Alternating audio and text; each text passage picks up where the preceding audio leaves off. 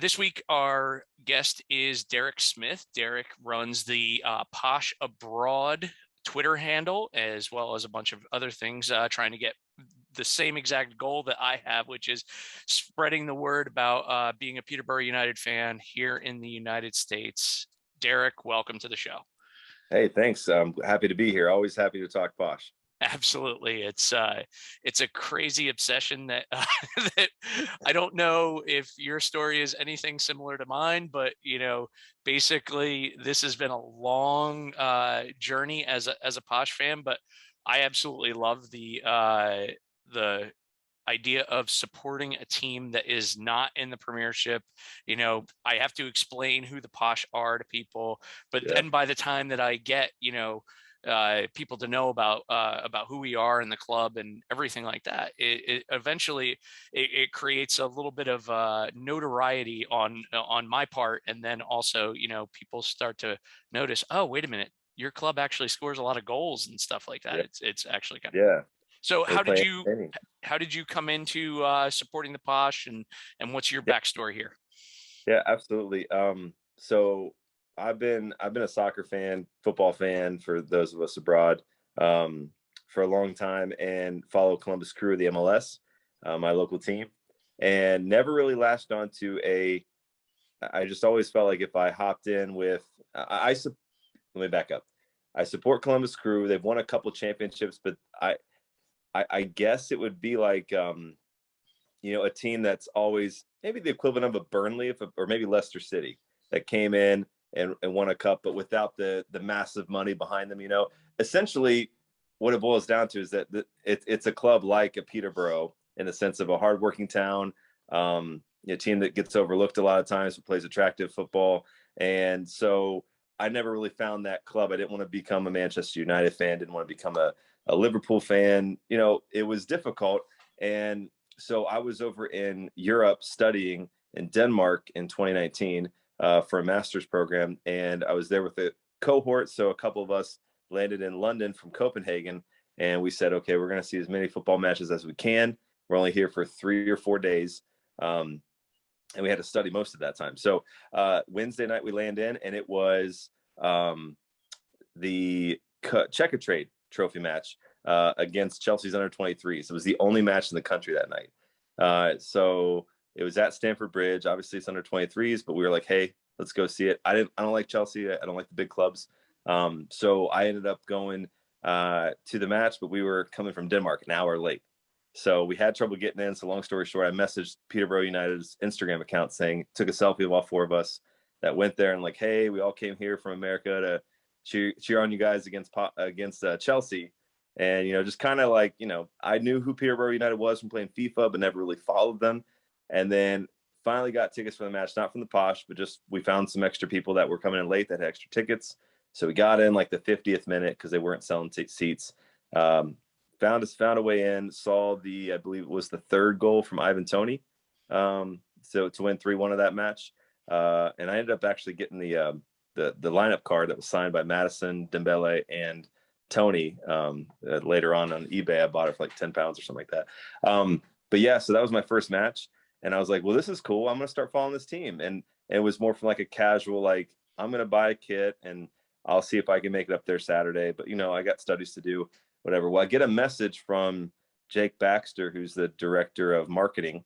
And, hey, man, sorry we didn't get to you last night. We were a little busy. How would you like to have a ticket for you and your mates to come on up the Saturday for Rochdale at our home ground? So I was like, okay, I'm cool. And all my guys are with were like, hey, man, that's our last day here before we fly out early Sunday. Sorry, man, we're going to go see the museums. We're going to go see the sites. We might try to catch a Tottenham game or some big game here in the nosebleeds. I'm like, okay, I mean, we have free tickets an hour north, but whatever, sure, do you? So it just ended up being me going, and it ended up being like a seat. I got to, they really introduced me to like some of the hospitality. Like I got to meet Noel Luke, and an old player, and he took me on a little tour of the ground. It was really cool. I got to go walk with a group of people that they were doing a hospitality tour of. So I got to get a little history of the club, watch the match. It was great. I fell in love with the little walk from the train station to the stadium. It was quaint. It's like everything you kind of think of about like a match day experience that I would think of. And I also like the fact they were 3rd division. that they were on the up, and this is before, I got to, with part of the hospitality, you get to meet people like, so I got to meet Randy Thompson, one of the owners, and he was really cool.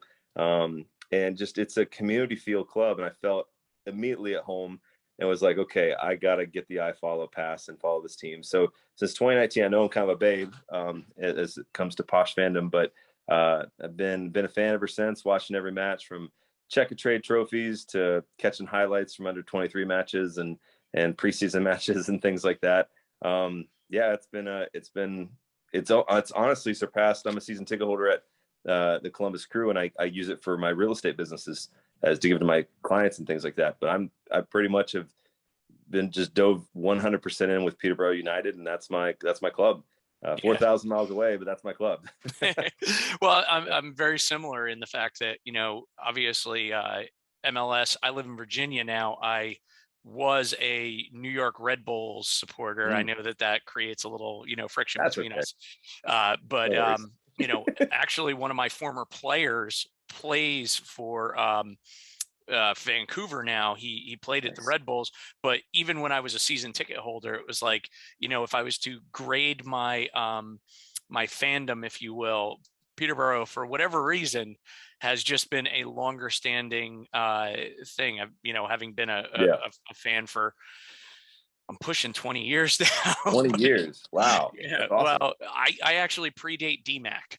Nice. I got to the club before he did. Now he put in a little bit more money than I did, just a little bit. Just a little bit. He's got you by a little bit. But the way that I got involved, you mentioned the FIFA game. It was, I originally used to play in college and stuff with like Liverpool, and I got bored with, winning the premiership using a higher level team. So I was like, oh, I'm going to take a lower level team and bring them up. And then eventually, started paying attention to Peterborough because of my name being Pete. I picked that team. Yeah. Nice. And so I awesome. started paying attention to them online, and with Barry Fry being the character that he is and everything like that, got really interested. And then, it just has kind of blossomed from there. But then eventually what happened was DMAC bought into the club and then started to try and do exactly what I had done in the video game, which was bring them up the level. So, Nice. getting to see Craig Smith and Aaron McLean and those guys come into the team and actually turn it into, an eventual championship side. But, Absolutely. it's been a really cool ride. And, much like you, made a couple trips to to London Road, even though it's such a far distance away. You would think we'd be smarter and support teams more fervently that are closer, but I guess, distance makes the heart grow fonder, kind of thing. There's just a difference too. I mean, you said you coach soccer. When we coach, if we talk to parents or players, you're I'm assuming at a high school or a under 18 level. Yeah, high school. It's referred to as soccer. Yep. And I think until we start referring to it as football, we speak English and things like that. There, I still love the NFL. I call it the NFL. I got the red zone. I got the Sunday ticket. I still enjoy that stuff, but nowhere near the level of enjoyment of Peterborough United and just the just world football, right? Mm-hmm. But so this is my club, and it's like, this is a team that if they did win the FA Cup, they could find themselves in Europa. If they did win the Carabao Cup, it's another trophy they could play in Wembley. These are, as much as I love my MLS team and I want to see soccer, football in America grow, we're never going to be able to play in those prestigious tournaments.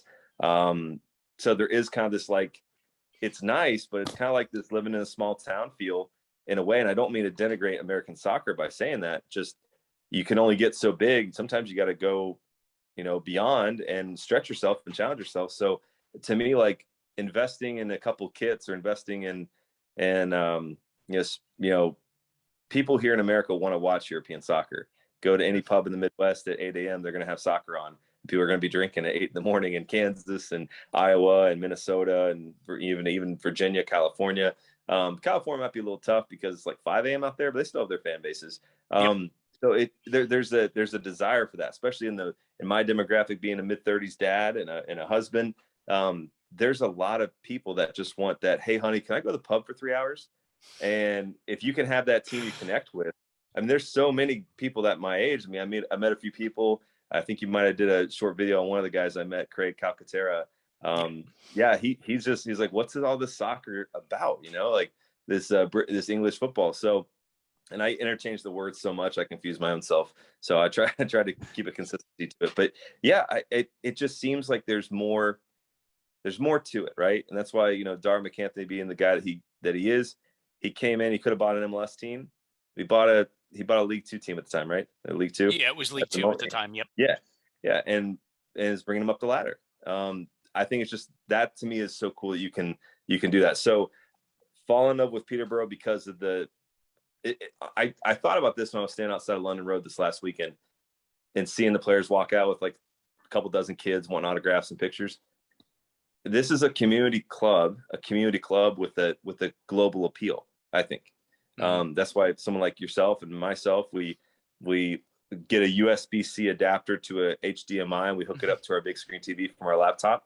And we watch iFollow on a Tuesday night against Plymouth because we care about it, and even when they lose 4-0, it still is what we do. We show up and we watch the next game and we hope.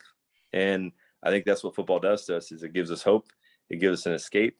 And to me, having the family community feel that Peterborough does, that's the only club for me.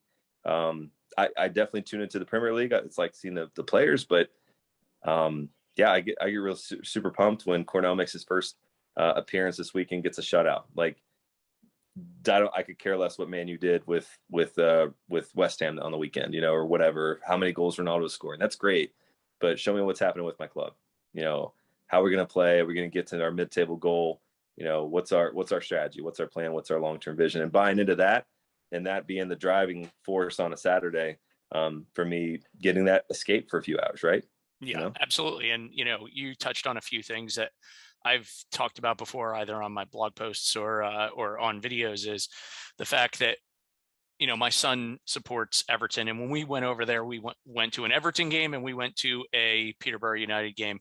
And the truth of the matter is that when we went to Everton, it was great to watch them, actually absolutely tear apart Manchester United and have a great game and everything like that. But we were one of, how many 30,000 fans 30,000. there, and you're a number at best. Mm-hmm. And as an American, you're kind of, below second tier status. It's when you are a, POSH fan, like I can't say for certain, but I think that all three owners know who I am. And also, I'm pretty sure that the manager knows who I am. I know Phil Adlam knows who I am. Right. And you're for not, sure. like, and we're not in special company in saying that. Like they know plenty of their fans. Yes.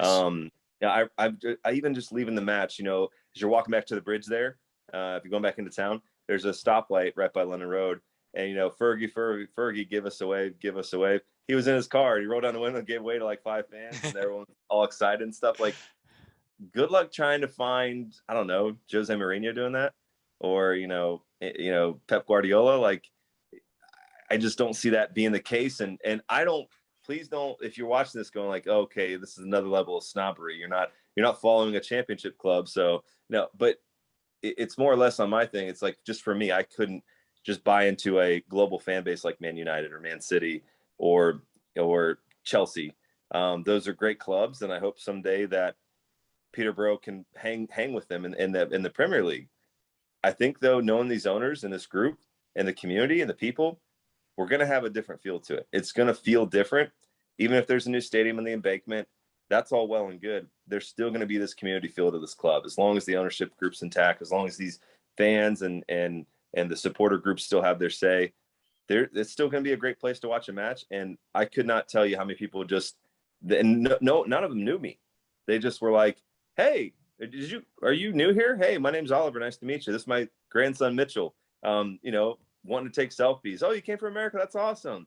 Up to POSH. And it's just this feeling of like welcoming that I don't get too many places when I travel and show up in a jersey. Like, you go to Denver with a Broncos gear, you might get a, hey, go Denver, but like, you're just another person that follows the Broncos. Big whoop, I think Peterborough, there's this sense of community and this mentality that we're all pulling in the same direction. Yeah, that's at least my take. And but yeah, I'm hoping to be in your shoes in 20 years, being a lifelong follower of Peterborough and having some 2019, 2020 kits behind me. But right now I'm in the kitchen. My wife would not like the decorations being taken down. Yeah, exactly. Yeah. That's one of those things that, it's a difficult thing. I don't Yeah. know. And let's get into your trip. How much did you have to talk your wife into this? Because when I went to my first match at London Road, my son was, I think, 2 or 3 months old. He was Oh, not he was not very old. And the reason one of the reasons why I took that trip by myself was I was supposed to go to England with the team that I coached. We were supposed to go to England for about 10 days. We were supposed to, train with a semi-pro team and their youth academy set up and like that whole entire thing. But it was yeah. the weekend, I think it was weekend or weekday, where the Heathrow terror scare happened, where like Mm, that's why you can't take shampoo in a carry-on anymore, is yep. because of that. Well, our entire trip got canceled instantaneously, so I took that trip by myself because I wanted Mm, to get over to Peterborough and watch a game. right. I forget exactly how old my son was, but he was not very old. And my wife was like, "You're gonna go," and then she looked afterwards, and I'll let you go into your story, and then I'll throw Yeah. in. No, it's good to hear yours. Yeah, but go ahead. Yeah. So how Yeah. did Well, this all materialize, and did the wife buy in? she did. So she did. She knows I watch games on Saturdays and Tuesdays, and with my job in real estate, I get a little flexibility. So you can reach me pretty much at any time. Um, all my Saturday appointments, for the most part, I'm either driving to the match, listening to the match, and I schedule it to where 12 o'clock Eastern is my first showing, and the match just ended, and I hope it's a win. If not, I try to shake the. It's football. It's a result. It's not. It doesn't really affect. It affects a little bit, but it doesn't really affect your mood for the whole day. I'm able to still be professional, but yeah. So she knows that I have this big passion, right? So I approached her I told her I wanted to go to a match this year. And it just so happened that in early August, my parents, who are both vaccinated, both highly at risk though, got that new Delta variant, right? They tested positive. They were doing fine. I haven't honestly seen them since then just because, they're back to normal and we'll see them here soon. They're all cleared by the doctors, but they're okay. But that got me to realize, man, like, even though I'm vaccinated, even though we wear masks, we distance as best we should, we're still in a spot where we could get, the travel could be affected again. My November, December, January trip that we had kind of planned, it was originally going to be a March trip, all me and my wife, my two kids, for a week in England. And then with the travel potential restrictions that we don't know what's going to happen in a few months, she's a school teacher, kids have school. I can bring my laptop, get coverage, and do my job literally anywhere with a Wi-Fi connection, even across the pond. So if I had to, if I got contracted COVID, couldn't get on the plane, wouldn't be a big deal. So that was the driver in finding a newer date. And it kept getting pushed up earlier and earlier. Then finally, like right before, I think it was the Sheffield United match. No, that was an away one. Right before the West Brom match. It was like a Tuesday. And I said, "Hey, honey, you know how you said I could go kind of in the next few weeks? What if I go Saturday?" And that was like, "You're not going in 4 days. No, like pick another day." So we settled on the 18th. And I mean, if she's bitter or hiding, she's hiding it pretty well. But I mean, she was cool with it. She said I'd rather be gone for, essentially 2 nights. The flight over, is one night, and then you come back late the next day, whatever. I'd rather you do that than be gone for a week or whatever. So she was pretty cool with it. Had a great time. Spent the night in London just like you did, and got out the next morning. I went to Richmond. I don't know if you follow Ted Lasso at all, but I got some videos and some photos of a couple of the spots there in Richmond. She's a big Ted Lasso fan, so that kind of helped too. There was a shop there that sold some merchandise, but they weren't open yet, so I had to get to the plane, unfortunately. But yeah, it was really fun. She allowed me to do it. I'm very gracious and thankful that she allowed me to do it.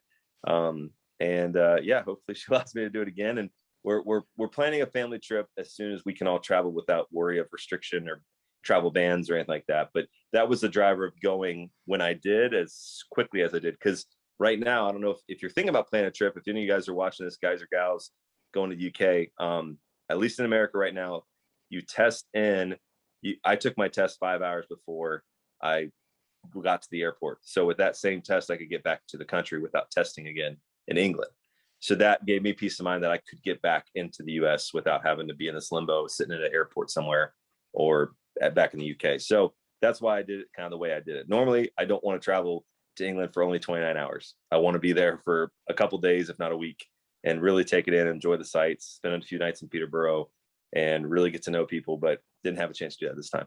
Yeah. But I did a semi-similar thing. I think I was there for 3 days when I went originally, and went out to Peterborough. I like got off the plane, went to yep, King's Cross, got into Peterborough, and then like went to the stadium, picked up my tickets. I think the game was on Saturday, so it was a Friday, and like I got to spend a little bit of time in Peterborough, and then the next day after the match went to London and stayed in a 1-star hotel.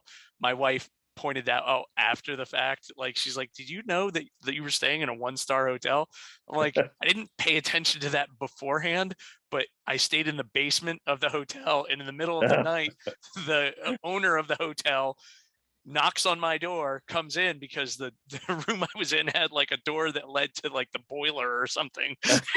So it was, I have pictures of the shower, which is like, 3 feet by 3 feet. You could sit on the toilet and take a shower at the same time. yeah, Like, that's how bad this hotel was. But it was, it's one of those things that you don't think about that when you're especially when you're traveling by yourself, like, and somebody like myself who's like, I'm more concentrated on the game and what seats I'm getting and everything like that than I am about then all the other answers. I'm gonna stay in a basement hotel. Sure. Yeah. No problem. Yeah.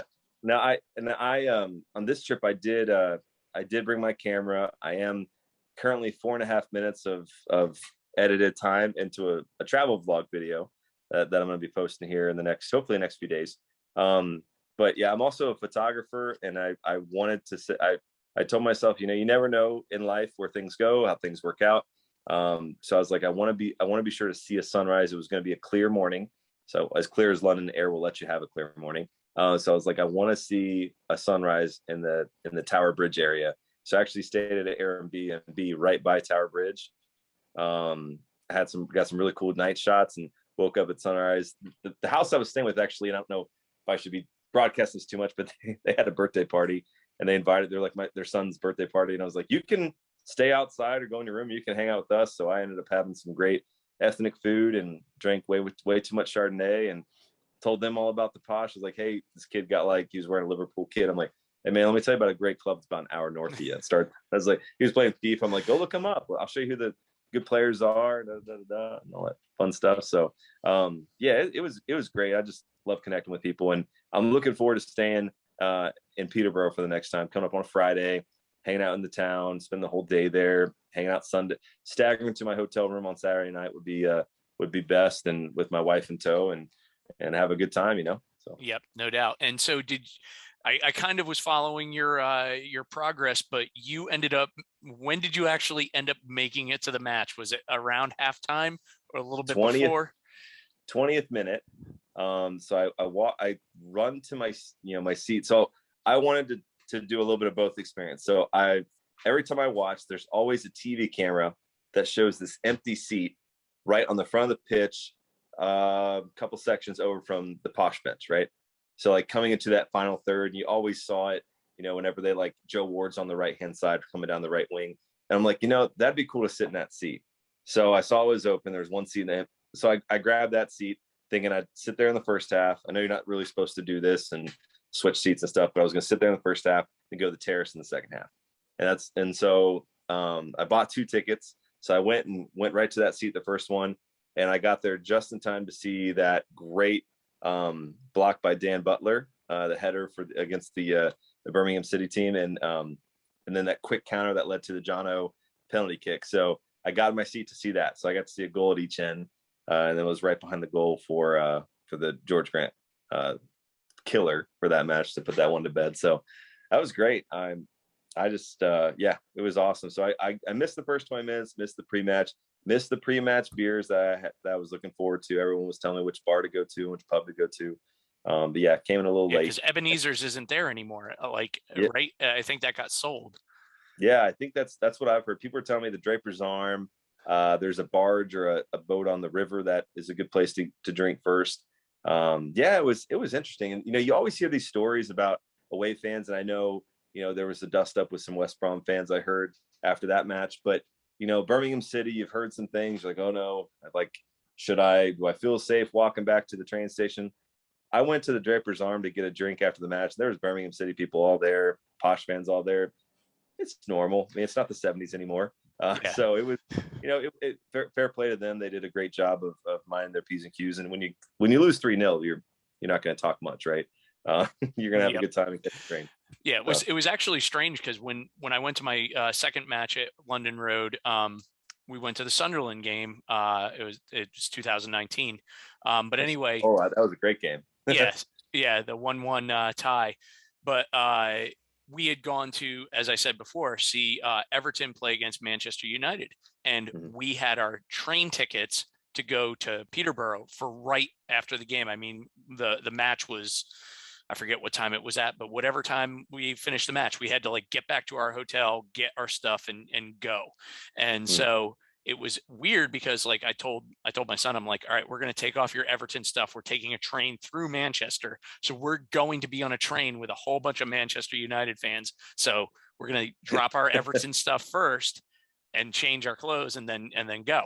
And so we ended up on a train, and we were sitting around a whole bunch of Manchester United fans who were about to get into a fight with each other about they were getting into a fight with each other because the big debate was whether or not the Manchester United should lose to Liverpool in order to have Liverpool end up winning the champion or the Premier League versus Man City. And the one older fan was like, no, we hate Liverpool so much, we don't want them to win, versus this younger guy who was saying, well, no, Man City, if they win, I really don't care, it's not really that. And it's like, oh my gosh, the fans of the same team going to tear each other apart. But yeah, I've had the same experience. Usually outside of London Road, there's not a whole heck of a lot going on in the way of the bust up and everything like that. Right. At League One level, at least when I've been at games, it's never been anything that I've been ever concerned about, like my safety in any way, shape, or form. Oh yeah, taking my 14-year-old son along, that was a little bit different, but yeah, no, I mean, all it takes is one person. I mean, you go to baseball games in America, you see dust up, so it's not just a English football thing. But it was just, that was really cool to see that everyone was pretty chill. And I mean, yeah, I talked to a few players afterwards briefly, and it was just nice. Like, that's one of the things that makes me fall in love with this club again is the fans, the owners, the staff, the players.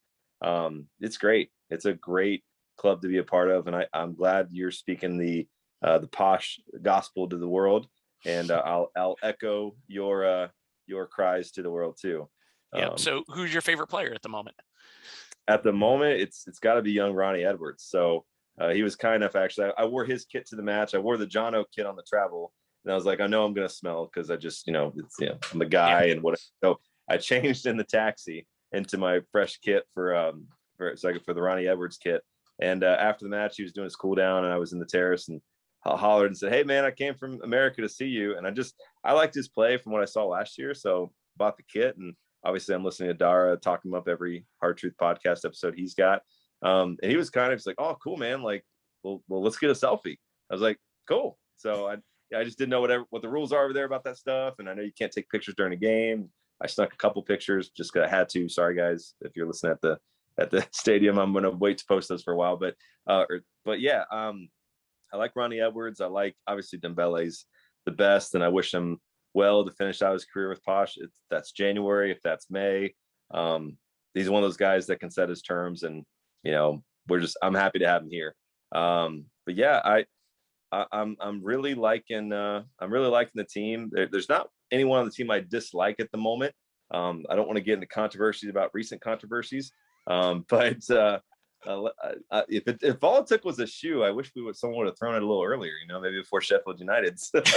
well, that's the thing is, like, if we're talking controversy, it's like, having been a Posh fan for as long as I have, like, Mhm. the Pim thing is small potatoes compared to Yeah. like other thing. Like, you weren't even around for the whole Steve Bleasdale bust up when Big Ron Manager. I don't know if you've ever watched that show or not. Back in the early 2000s, there was this TV show about Posh, and this guy Ron Atkinson came in and like was a consultant to the to Mm. the uh, to the manager at the time, and there was just all this crazy stuff that he quit and then he tried to come back, and it was just like Was it like a Hard Knocks, or was it like a Ted Lasso? it was a documentary, so it Okay. was more like Like a Hard Knocks. Hard Knocks type of thing, Okay. where it was like, the Nice. the lower league club that this legendary manager is going to come in and consult with this group of young players and try and help Nice. the team and everything like that. It's on YouTube someplace. I've watched Oh, I've watched it a few I'll times. have to find that. Yeah, that's Yeah. awesome. So, but that is like part of the lore of what got Dara to come into the club, was that show kind of, while Mm. he was looking for clubs, supposedly kind of put Posh on his radar to a certain Nice. extent. I don't know if that's 100% accurate, but I've heard that enough times where I semi believe it. So, Yeah. Well, that, and the cool thing is too, you're not, and no offense to people in the north or the south. I visited Brighton when I was there in 2019. Great cities all around the country. It is nice that you're a 49-minute ride to King's Cross from yep. Peterborough. I mean, that to me opens it up to you can have a fan base. I mean, the train was full of people coming back from the match. And that was like that both times. You're walking out of King's Cross, you see someone yelling up to Posh, and you're like, oh, up to Posh, because they both have kits on and stuff. So I mean, it's cool. It's a great location. That's an awesome story. I need to follow up with that and watch that. That seems like fun. But yeah, I don't fault. I stay out of the controversy. The way I look at Peterborough is it's been the team I've been looking for a decade or more in English football, and I'm going to be positively Posh as much as possible. They've given me no reason not to be, and Mhm. results are results. But when you have the direction, you don't have an owner that's fleecing the team. You don't have an owner that is mismanaging the team. You've got owners that love this team, have plans for great things for the community and the club. What is there not to like about Peterborough? Yep. Honestly, about like that's my take on it. So dust ups and bad results will happen, and that's why I'm not the manager. I let the manager handle that stuff, and the chairman and El Presidente and all those people, and then I just support them on Tuesdays and Saturdays and pump them up. So I don't fault the fans that have been there for 40 years and want to complain. You've earned that right. I give you. You've earned that right, Mhm. Peter, to complain if you need to. I'm still in that mindset of I shut up and listen to others complain, if that makes sense, and then I try to stay positive. That's my outlook on it. Yeah, I mean, personally, and I don't know if this is just a truly American thing, but I'm a positive person. When Yeah. I look at our team and I say, and especially with the new ownership group. I mean, obviously, you've had the three-headed monster that you've been dealing with Randy, Dr. Jason, and DMAC. But when DMAC was by himself, it was a little bit more of, he was the young and hungry, and then we got to sell players on. Like, I did a piece in one of the other Posh Americas, like kind of explaining it for the Craig Calcaterra episode. But Right. basically, I think that this incarnation of the club, with the three owners and the way that they're looking at the academy, and the way that they're trying to structure the club and the new stadium and all that stuff, we're primed for a great period of success, Yeah. provided that we can avoid a few little mishaps here and there. Yeah. Hopefully, Dara doesn't decide to fire Darren Ferguson for the fourth time. Yeah.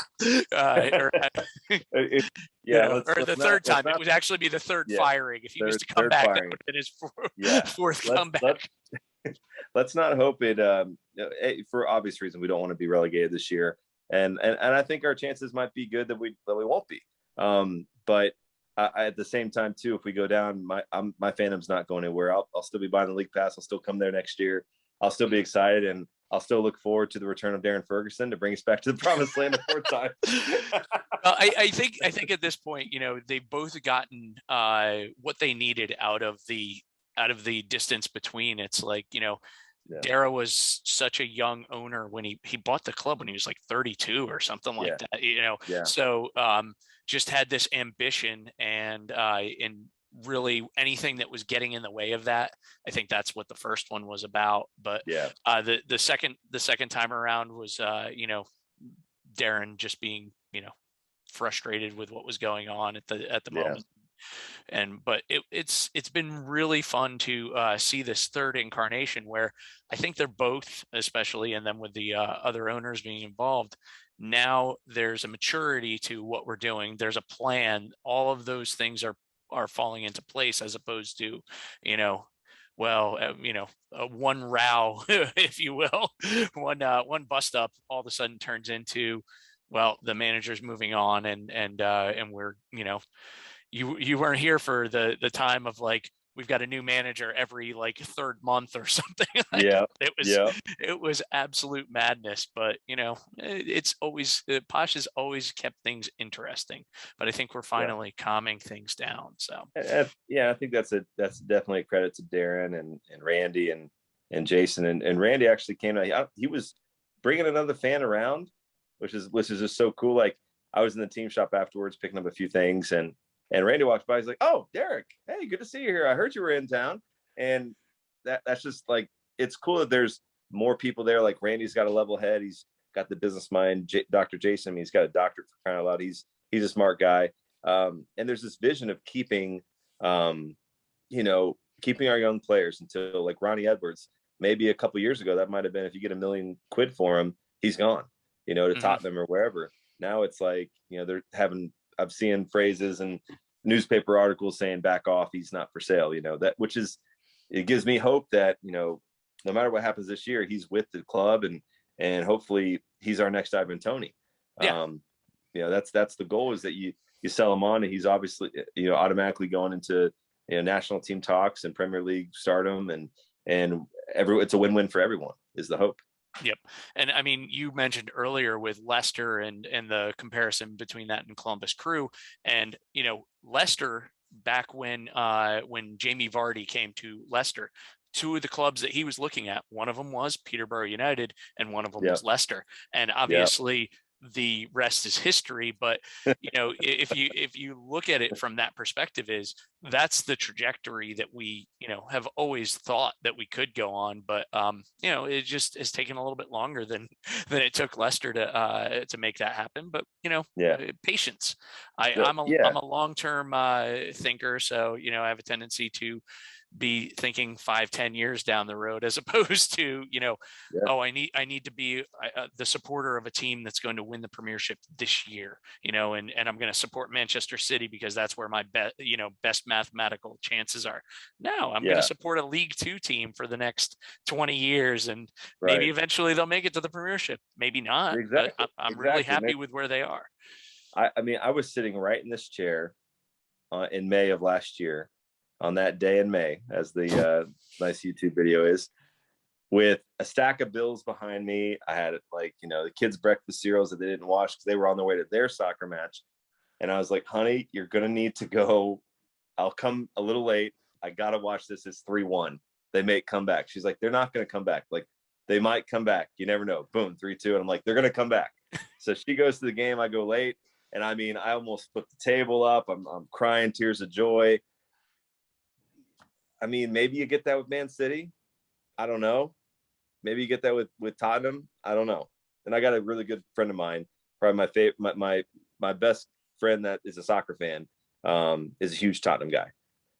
And maybe he has that attraction or that emotion. But for me, it's like, there's so much expectation at that level that it's like, you almost have to win Champions League, the FA Cup, or the Premier League. And when you do, it's like, well, why don't we get the two?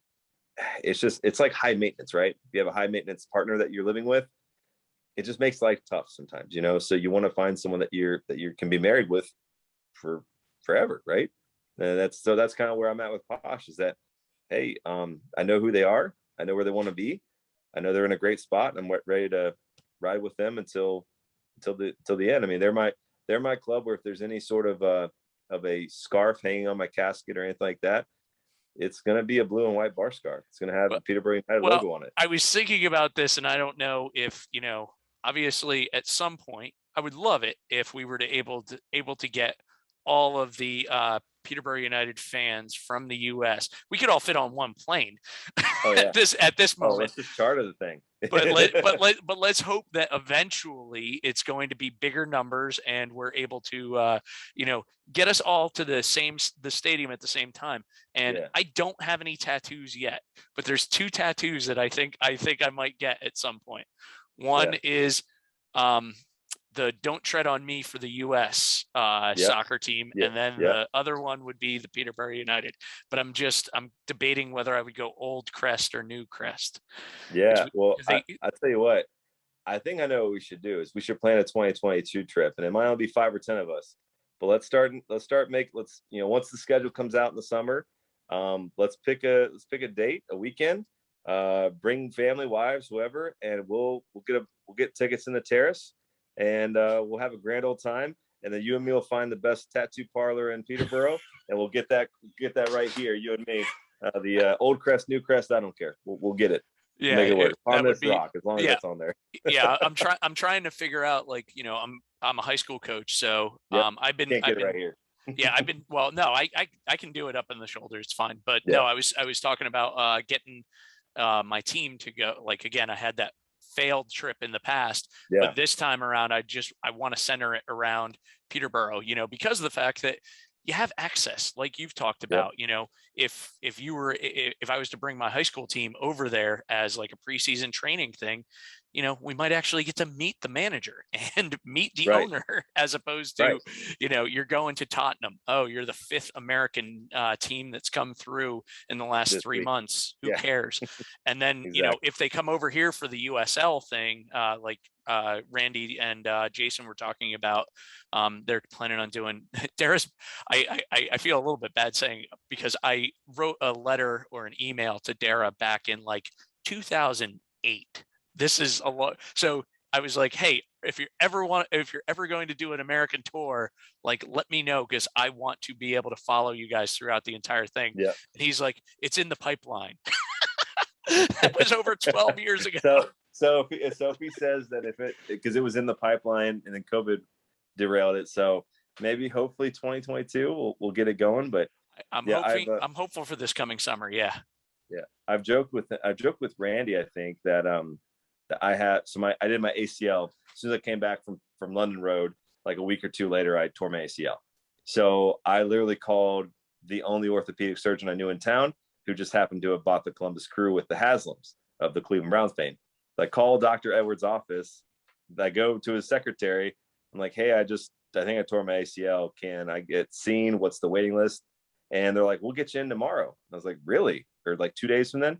And then he ended up knowing my brother. Long story short, he's like, here's my cell phone number. Give me a call anytime you can.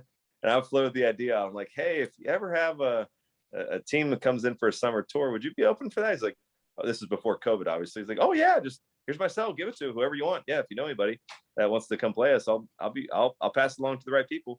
So there might be a connection point there to come to Columbus and maybe do a DC United or something like that. That'd be fun. I'm sure they're going to go to Toronto or Vancouver as well, because they got to hit Canada.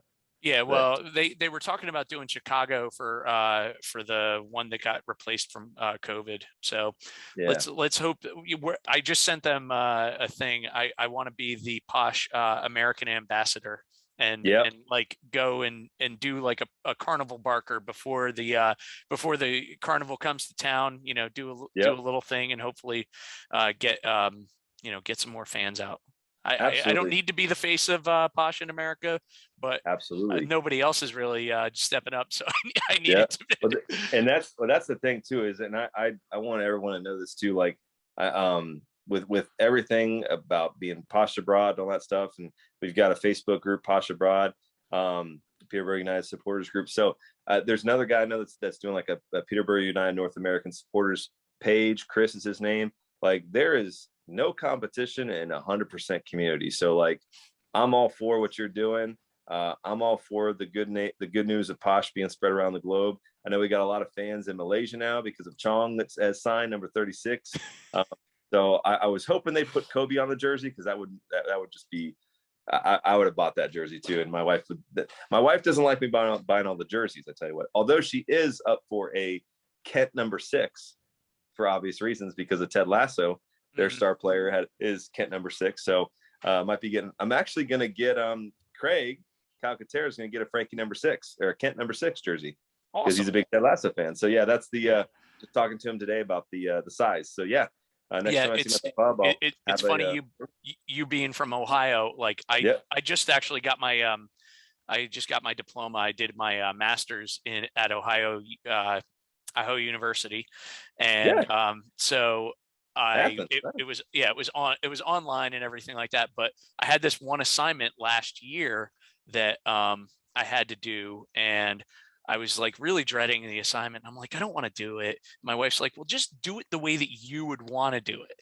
And so I hadn't seen anything about the Ted Lasso TV series, but I had remembered the commercials. So I did this like video project for this one assignment of me being Ted Lasso from the commercials, not from the TV show. And so I had like this thing of me with a mustache and the hat and everything like that.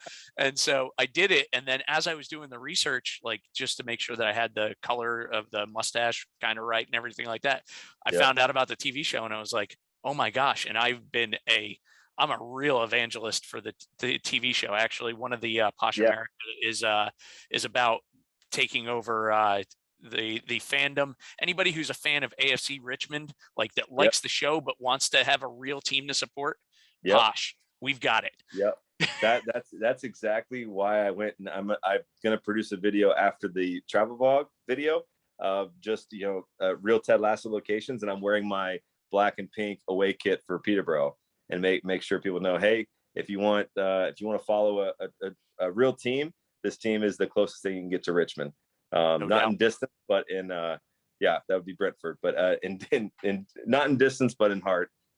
We've got our great fans and staff and although I do believe the Dara might not be as attractive as the owner for Richmond. I think he's beat on that just a little bit though. Just a little bit, but it's all relative. You can't have it all. I mean, let's be honest. So my wife might say differently though. I don't know. We'll see, but she hasn't met Dara yet. So yeah. That's awesome. Well, Derrick, this is a great conversation. Obviously, we share a passion for the same team, and we are going to at some point be tattoo buddies. For sure. It's gonna happen. Fans, tell us where to get inked at Peterborough next time we're there. Yeah, absolutely. Leave it in the comments below. Where we need to get our Peterborough tattoos when we eventually get to that point. And maybe somebody will pay for them for us. That's awesome. All right, I think my kids are home, so I'm gonna have to get running off here. But hey, it's been fun. Thanks so much again. Yeah, we'll see you. Great to see you. Bye-bye. Yeah, take it easy, brother. We'll see you. Bye. Okay, well, that was Derrick Smith, Posh fan from Ohio, and obviously this is going to be a continuing conversation that he and I are going to stay in contact in order to spread the good word about the Posh. Hopefully you enjoyed this. Please subscribe and like. That will definitely help out our numbers so that we can tell more people about supporting Peterborough United. Have a great night. Up the Posh.